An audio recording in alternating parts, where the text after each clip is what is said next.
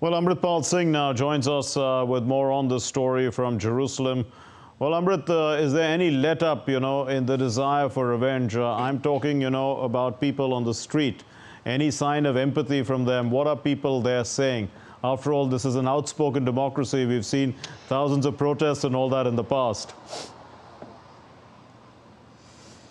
There is the sentiment here is that people are traumatized, people are outraged by what happened on October 7, and they completely support what the Israeli army is doing. When you talk to them off camera and ask them that there are civilians dying in Gaza, so the response of most people is that they brought it upon themselves. They said they elected Hamas, they brought it upon themselves, and Hamas has brought it upon their people.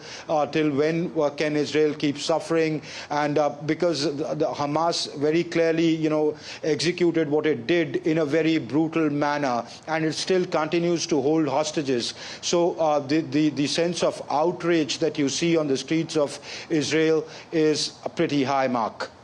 Okay, so there's outrage on the streets of Israel, but protests in different parts of the world against Israel. What is the opinion of the Israelis, the common man on the street, to the possibility of a two-state solution? Their position is that that we can talk about the two-state solution, but Israel,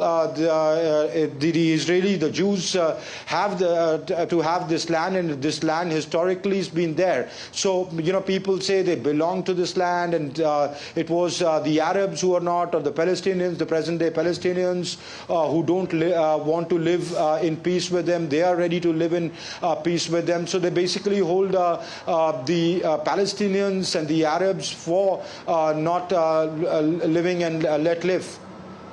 Yes, indeed. Also, Amrit, if we can go back in time and we look at, the Balfour Declaration, and then how the land after the Ottoman Empire was basically, the Ottoman Empire collapsed. A lot of those lands that belonged to them came to the victors of the First World War. And this is where the idea of Israel was first created. Of course, it came in much after the Second World War. But the point is that at that point in time itself, the British did have plenty of land to allocate to the Israelis, and they probably feel that they could have got more than what they have actually got. Is that still the kind of idea, that they are fighting for much more land than they actually have that they have received?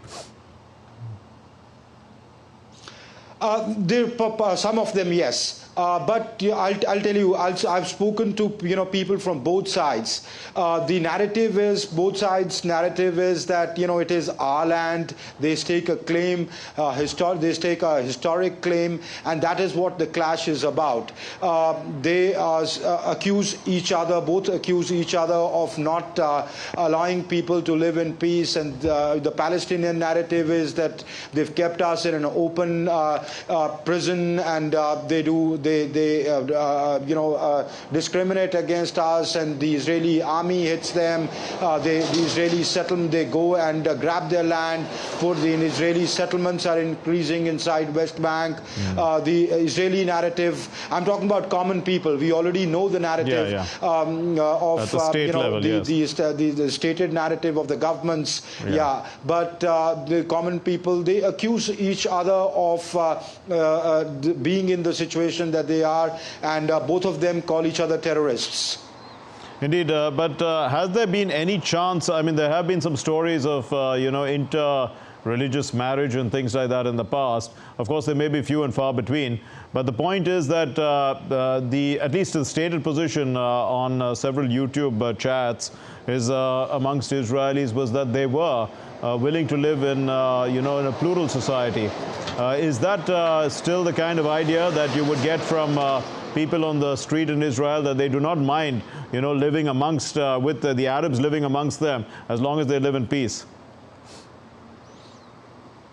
That's right. That's exactly what most Israelis tell you, that they have no problem with the Palestinians living, and it is the Palestinians that create a problem. That is their side of the story. They say we are willing to live with them if they live in peace, and they say we are peace-loving people. Our religion teaches us that, but it is they who are the instigators, and our forces need to respond. It is about our security. It's not just about our security, it is about our survival.